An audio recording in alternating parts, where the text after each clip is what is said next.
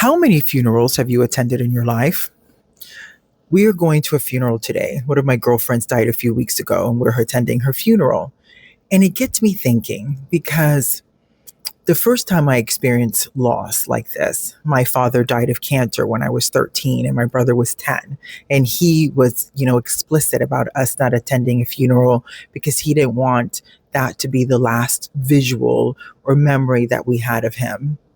And then at 38, my late husband passed away from cancer after being together for 10 years. And I got to tell you, that was really tough. And it took me a little bit of time to mourn that because obviously, we knew ahead of time he was going to be dying. He had struggled for a year and a half, and we had some really deep seated conversations and super connected in such an amazing way. So when he died, it was as a rite of passage, and it was kind of the next logical step. And of course, settling the estate and dealing with attorneys and our accountant and financial advisors, all of that was a moment. So it was very like business in my mind. And then it took me a couple of months before I could actually properly grieve the loss of my husband. And then when I was 39, my son's paternal grandmother passed away, and my son's father was the lead on that. And I just kind of sat in the background and experienced the loss of a woman who was so influential and such a warm and endearing human being in my life, which was a different way of grieving. However, I was 39 and it was still a death. And now today I'm going to go and not grieve, because I really grieved her 6 weeks ago with all of our group of friends and my husband and I, and having these conversations. And today we're going to basically a memorial of her, which is really kind of nice.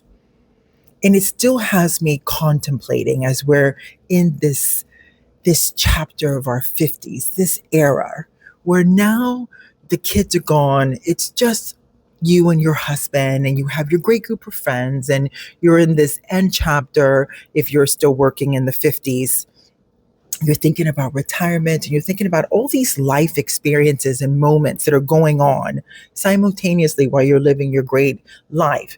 And then your friends are starting to pass away. And my girlfriend was 63, and G was full of life and vibrant and amazing. Hence why we're not wearing black and we're wearing, bright colors as herself. And pink was her favorite color. So I'm wearing that brooch to commemorate her. And still the aspect of loss is something that's so relevant, because when we think about it, we're not getting out of here without dying. And it's just like birth and death. We're all here to experience the ... in between, and it's inevitable for each and every one of us. I found myself rather surprised at the fact that, yeah, we're in our 50s, and this is kind of be like the natural progression and step of our life moving forward. Our kids are through university, they're working soon. In the next maybe 7 or 8 years, they're in their mid-20s, they're going to find their partner, they're going to start their families, right? And then our friends will start to pass away, because that is the natural progression. And I find myself this morning so introspective about my life and my family's life, and really thinking about legacy, which is part of this empty nest syndrome that I've been talking about over the last couple of days, that the natural progression of life and how it changes and how it moves. And it moves. Whether you're ready for it or not, it's going to be there. And that statement alone was one of the biggest lessons that I learned when my late husband passed away from cancer, because, it was funeral and the thing that you do after. And then I had a home that I sold and moved closer to another town so I could be closer to my family. And again, settling all of that, the estate, the family, the attorneys, the lawyers. It was very business minded. And I remember so many of my friends and family members and acquaintances and, you know,